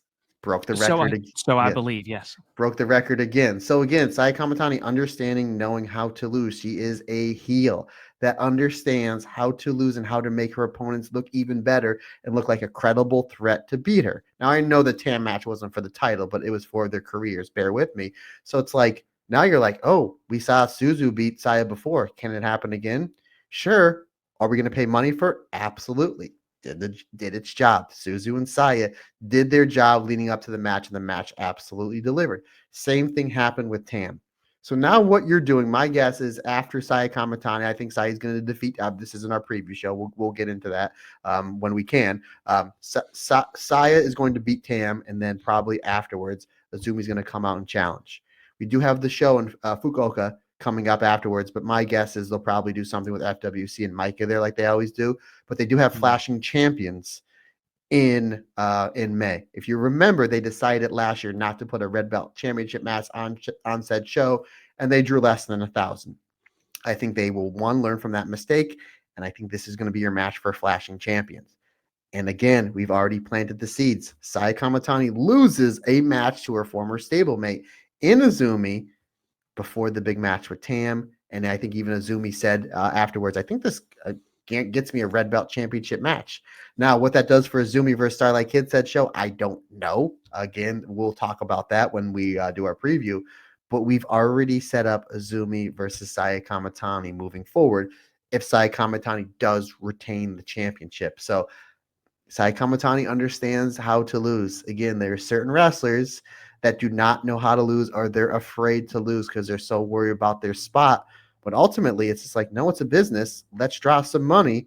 Sai Kamatani, with every one of these losses that she's had since she's been champion, has had a banger of a must-see match and has drawn money.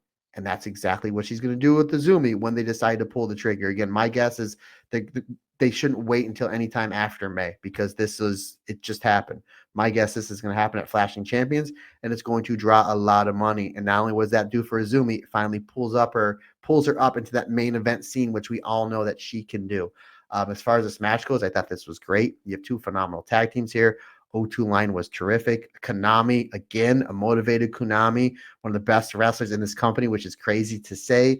We didn't see too much cheating. I thought she was great. They did that German suplex dropkick spot to Azumi, which was terrific. And ultimately, and I like the fact that this match was only 10 minutes. If I would have just saw the results, I'm like, I wish it would have went longer. But the fact that Azumi surprises Saya Kamatani with a La Mystica into the Azumi Sushi, I thought that was well done. I was like, I got you.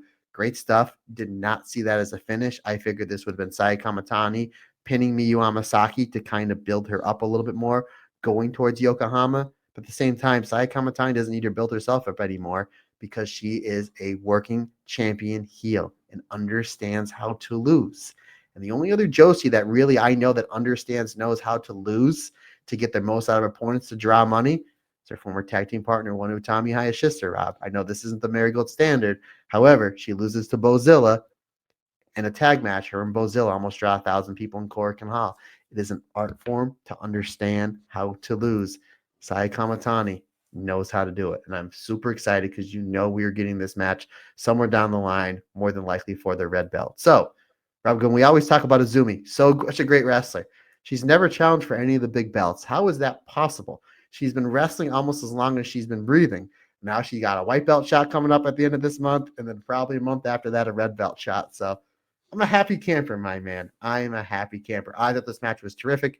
I gave it 4 stars. But ultimately, as good as this match was, it was all about what is potentially coming up for us with the Azumi and Saya Kamatani. And once again, I know I'm beating a dead horse here. Kamatani knows how to lose because she understands at the end of the day what is best for business. To quote Jim Ross, an ass every 18 inches. And Sai Kamatani, coming off these losses, knows how to draw money. It does make Azumi's run very interesting. And it really does make that match against Starlight Kid very interesting. Because to lose a white belt match, because with the leadership of Neo Genesis on the line, I think we all assume it's going to be Starlight Kid that wins. Because I think we've all seen Starlight Kid as sort of the centerpiece of Neo Genesis anyway.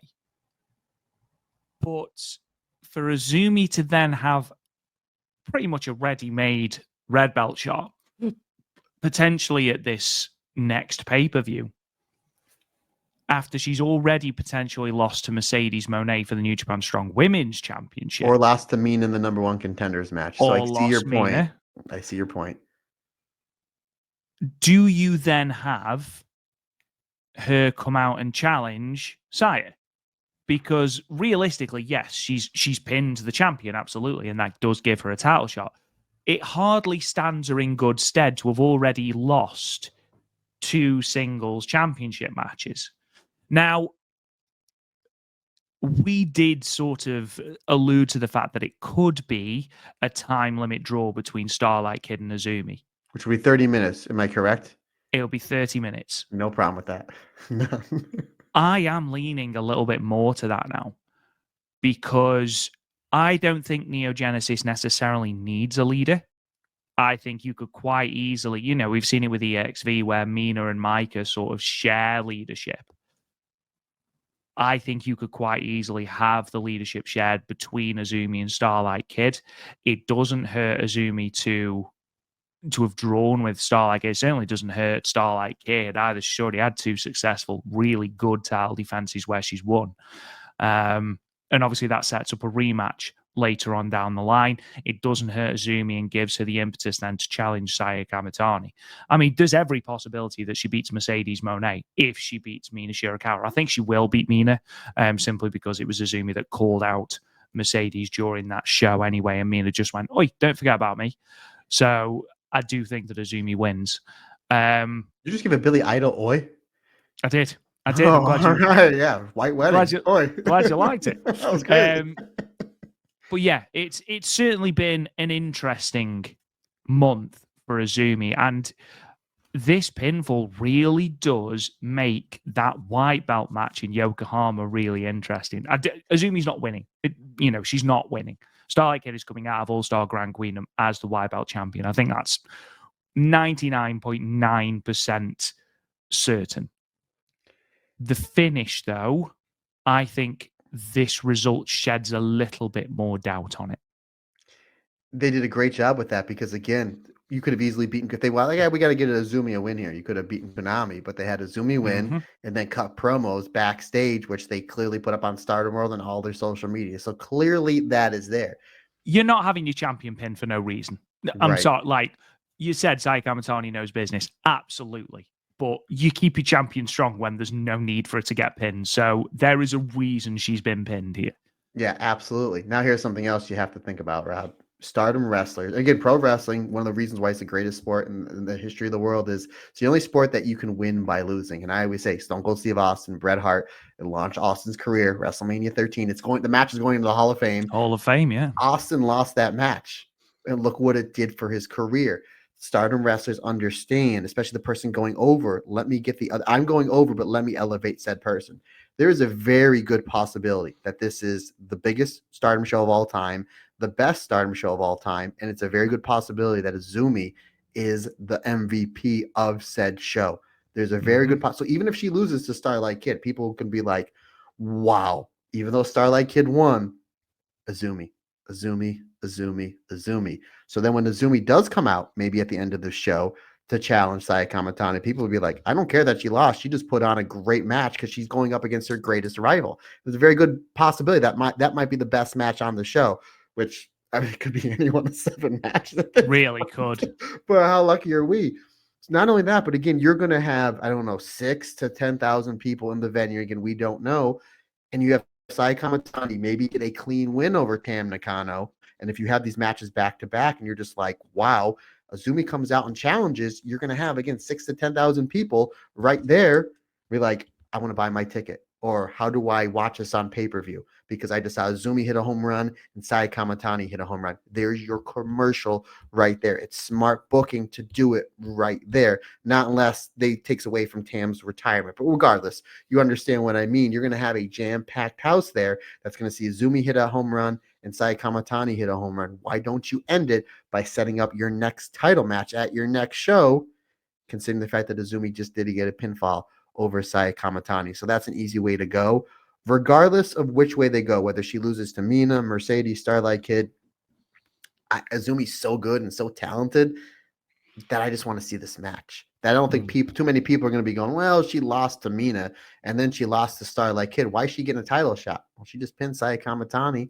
Who doesn't want to see that match? We've been saying it in these preview tag matches the last 2 or 3 shows. Like they keep giving us a little bit of Azumi and Saya Kamitani. They have that Queen's Quest history. If you don't believe me, hit me up. I'll tell you all about the Queen's Quest history between Azumi and Saya Kamitani and Utami and Momo and everybody else. But it's right there. I'm excited. I thought this was a really solid match.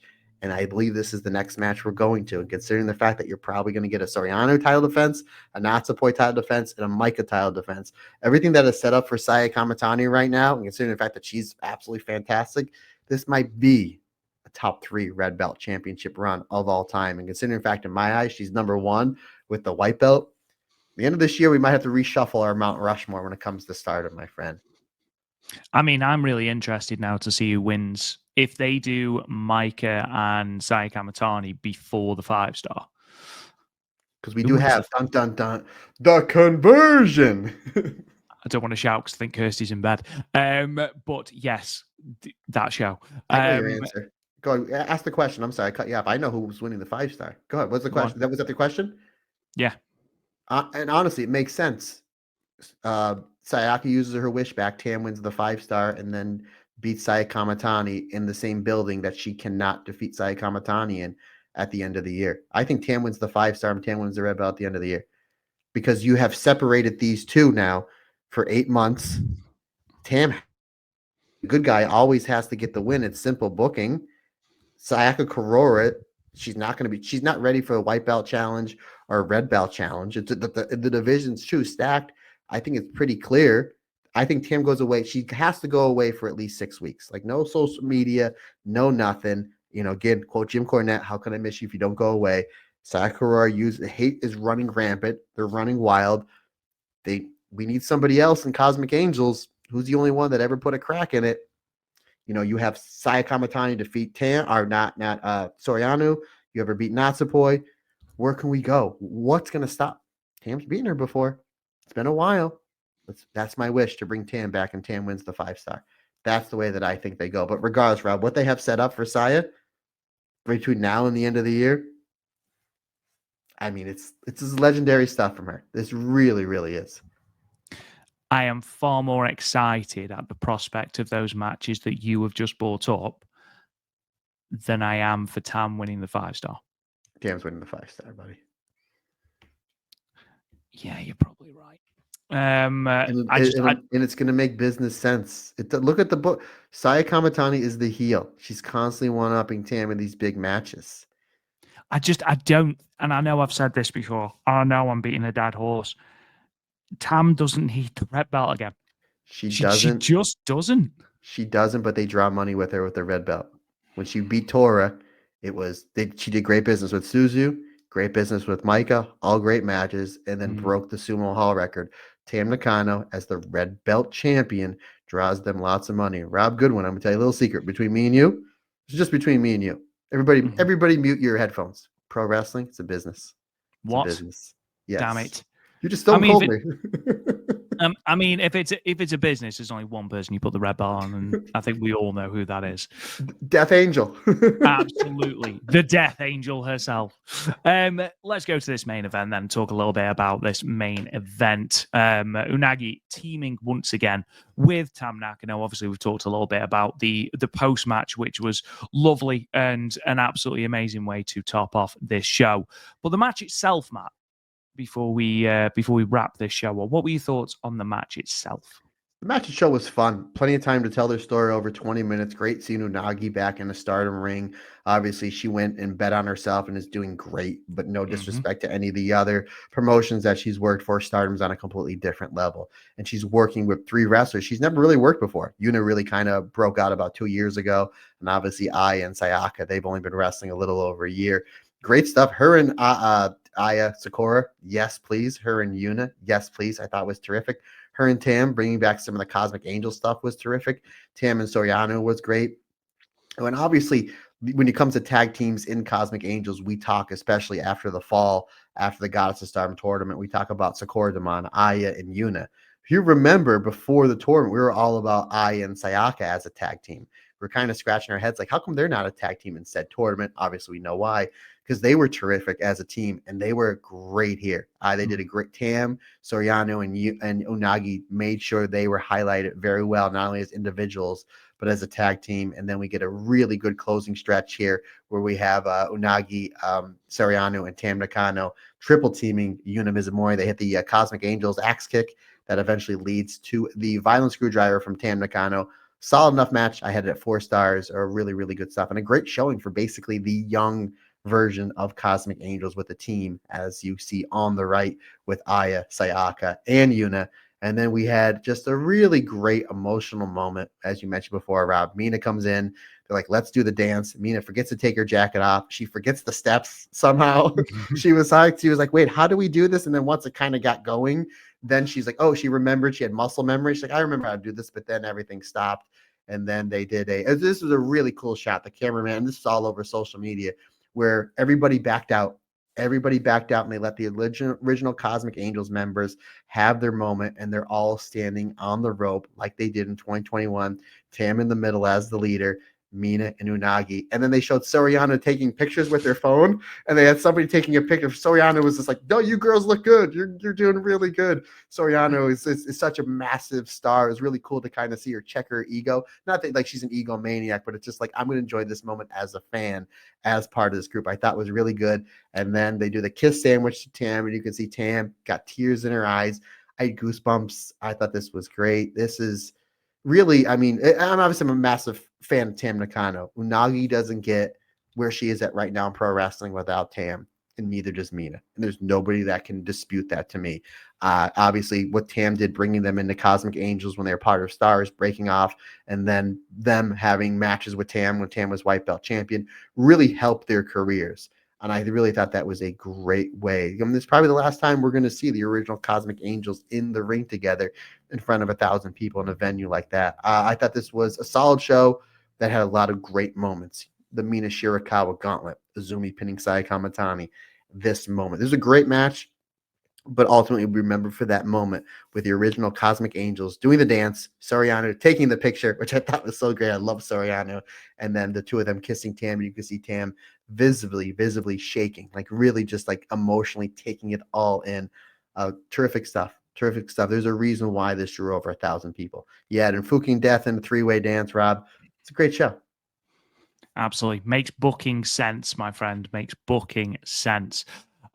Before we get into Io and Kairi watch, which we finally get the official confirmation of the thing we've known for what feels like about 6 months, in what Io's WrestleMania match is actually going to be. We have got the shows from the 11th, the 12th, and the 13th of April. Those cards have been confirmed. Friday, April the 11th from Chunichi Hall. Same with Saturday the 12th. The Friday show is as follows. It's a 3-way tag match to open. Yuna Mizumori and Aya Sakura versus Waka Tsukiyama and Rian versus Devil Princess. We've got a 3-way battle then. Lady C versus Sayaka Kurora versus Fukigen Death. Fukigen Death in a 3-way. It's only going one way, my friend. Championship. 6-woman tag. And I have a feeling that this might be where we get our Mei Seira and Suzu Suzuki confrontation. It's Starlight Kid, Mei Seira, Miyu Amasaki versus Suzu Suzuki, Akira Kuragani, and Uriah Hime. I imagine that's where we set up the All-Star Grand Queendom match. Singles match, Hanako versus Tabata. 6-woman tag, Tam Nakano, Natsupoi, and Saori Ano of Cosmic Angels versus Natsuko Tora, Konami, and Ruaka of Hate. Another 3-way battle, Saya Kamatani versus Maika versus Saya Ida. Oh, I need that match. On a random house show. And then in your main event, we have got the Stars team of Mayu Iwatani, Hanan, and Momo Kogo versus Syuri, Tomoka Inaba, and Rana Yagami. No Hazuki and Koguma on this show as they are at Corrigan Hall. Yeah, and then they'll be getting on a plane to see us, buddy. Or we'll be seeing Hazuki. But wow, that's a solid show, especially that main event, that random 3-way. Tag champ, your last year winners of the 5-star Grand Prix, and your red belt champ. Yeah, I need that match. Who knew? Who knew we needed that match? Saturday, April 12th, same venue, Chunichi Hall in Nagoya, is as follows. 6-woman tag, Starlight Kid, Mei Seira, and Tabata versus Waka Tsukiyama, Rian, and Akira Kuragani. Singles match, Lady C versus Fukigen Death. Tag team match, we have got Cup High Mate, Maika and Hanako versus Suzu Suzuki and Uriah Hime. 3-way tag match, Saida Momo Kogo versus Yuna Mizumori and Sayaka Kurora versus Devil Princess. Another tag team match, All God's Eye, Syuri and Rani Yagami versus Hina and Tomoka Inaba. Tag team action again with eye contact, Mayu Iwatani and Hanan versus BMI 2000, Natsuko Tora and Ruaka. And then in your main event, Meltier, I know, versus Sai Queen. So Tam Nakano and Natsupoi versus Saya Kamatani and Konami. I didn't know said cards. I like my when you read these cards that aren't pay-per-views, I kind of don't peek at them, so this way you get my general reaction. That whole card looks really good, and then your really does. Meltier. Oh, maybe a Meltier concert. Regardless, man. Oh, pumped. I'm pumped. Yeah, absolutely. So obviously Hazuki and Koguma haven't gone on this tour because they're staying behind in Tokyo to be a part of the Korakuen Hall show for, is it, I can't remember who it is. 666? No, it's not 666. It's for Unimanas, but I can't remember what the promotion is. Gambare Pro. So Hazuki and Koguma are on the Gambare Pro show, so they stayed in Tokyo. Obviously, no Izumi either because she is in the States already, as is Mina, obviously. The show from Hamamatsu on the great day that is April the 13th will be as follows. Rob's birthday card, folks. So I don't know this card, so I'm excited for Rob's birthday card. Rob, go and tell everybody what Stardom is giving you for your birthday. Yuna Mizumori versus HANAKO versus Uriah Hime to start. We've then got a tag team match, Starlight Kid and Tabata versus Natsupoi and Aya Sakura. So some nice Starlight Kid versus Natsupoi action. Sayarida and Momokogo versus Ruaka and Rina. Meisera and Miyu Amasaki teaming together against Suzu Suzuki and Akira Kuragani, just in case you weren't convinced that we're getting Meisera and Suzu Suzuki at All-Star Grand Queendom. 6-woman tag, we've got EXV, Maika, Waka Tsukiyama, and Rian versus the hate team of Saya Kamatani, Natsuko, Tora, and Konami. In your semi-main event, it's another all God's Eye tag team match. Shiori and Hina versus Ronnie Yagami and Lady C. And then in your main event, a really good main event again, Eye Contact versus Tam and Sayaka Kurora. So some really good, considering we're missing some big players, that's a really, really solid set of 3 cards there, Matt. Yeah, and obviously, folks, just a quick programming note. There was a show today, which obviously we didn't get to. So there's a show today, Friday, Saturday, and Sunday. Rob is in the air to Vegas on Tuesday. I don't leave for Vegas until Wednesday morning. So what I'm going to do is I'm going to watch all 4 shows. I'm going to record them probably sometime on Tuesday. And then our good friend and tag partner, Andy Header, will edit and put them up. So that is the scheduling idea. That's more than like, obviously cards subject to change, but more than likely that I will be doing a solo show next week as Rob is in the air, flying in the air, like the Flying Bear Kagama. And so there will be a show next week with me reviewing the 4 shows, again, Thursday, Friday, Saturday, and Sunday. So just to give everybody a quick programming note. They've really missed a trick, by the way, in not bringing Koguma over, because one of the main sponsors of the Stardom show is Grand Pooh Bear. So on the canvas, there is a huge bear, and we've got no Koguma. You know who else is going to be on that canvas? These faces. These guys. Yeah, it's going to be amazing. But Matt Turner, before we leave these lovely people in peace for what has been a relatively short Stardom cast this week, it's time for Io and Kairi watch, good sir. Please do enlighten us as to what the shock WrestleMania match is for our beloved Io Sky. So, folks, we come out for the contract signing with Io, Bianca Belair, and Rhea Ripley.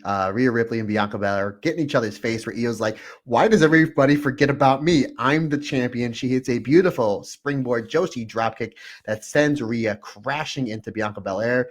And then she gets up, and where Adam Pearce has the contract, she signs the contract and slaps it. That was a really great segment. Io got a massive pop, and it was like, why is everybody forgetting about me? And I like the storytelling that they're telling, because it's just like, I love Io, but as far as star power goes, Rhea Ripley's a bigger star. Bianca Belair is a bigger star. However, Io is the better in-ring talent. So I like the story that they're telling, like, stop forgetting about me. Now, it is official because it does have a match graphic, Rob Goodwin. It does. It does have a match graphic. So we are official for WrestleMania. I believe it is the Saturday, which is the same day we're meeting Io. I believe that it is Saturday. Rhea versus Bianca Belair versus our champion one, Io Sky. Super excited for that one. I don't particularly care for 3-ways, as you mentioned before, but it's Io, Bianca, Rhea. The story's there. The wrestling's fantastic. Probably the match I'm looking forward to the most on those 2 nights of WrestleMania. And ladies and gentlemen, that wraps us up for the Stardom cast, the last for both of us anyway, Stardom cast before Vegas. If you are going to Vegas, I hope you have a truly safe journey, and I cannot wait to see you there. If not, I hope you get to consume all of it on your screens. Ladies and gentlemen, it's been a pleasure. Don't forget, if you haven't subscribed to the podcast, please subscribe to the podcast wherever you get your podcasts. We are literally everywhere. You can, of course, leave us a review and a comment wherever you get that as well. It really does help us out, and it's completely and utterly free. If you would like to support us even further, patreon.com/the Stardom Cast, where you can get all of these episodes early and ad-free for as little as $1 solitary a month. Loads of good things going on Patreon, as Matt alluded to at the start of the show, for every single price point. Don't forget to check out talkjoshi.com for all of your news, reviews, stats, histories, all of that good stuff regarding Stardom and indeed Marigold. You can find us on social media at the Stardom Cast, apart from where Threads, Blue Sky, and Instagram, where it is Talk Joshi. You can talk to me on Twitter at @RealRobGoodwin. Don't forget to check out our merch store, talkjoshi-shop.fourthwall.com. Just click the link. See? Just click the link. Just click the link. It will be significantly easier for you. But yes, ladies and gentlemen, you can talk to me on Twitter at @RealRobGoodwin. Matt Turner, sign us off. Good sir. Folks, questions, comments, suggestions, anything you need from me, Matt Turner OF, on the Instagram, the Twitter, the Blue Sky, and the TikTok as well. But if you're like, Matt, I would like to talk to you via the email system. Do you have an email address I can use? And is there any way that your handsome partner, Rob Goodwin, can help telling me said email address? The answer is yes, yes, and oh hell yes. The email address, folks, simply is the StardomCast22@gmail.com. Folks, that's going to wrap it up for another fun episode of the Stardom Cast. We greatly appreciate your support. Hope to see you in Vegas. Can't do this without you, because like I always say, it's just not my podcast. It's our podcast. Because we're all together, everybody's different, everybody's special.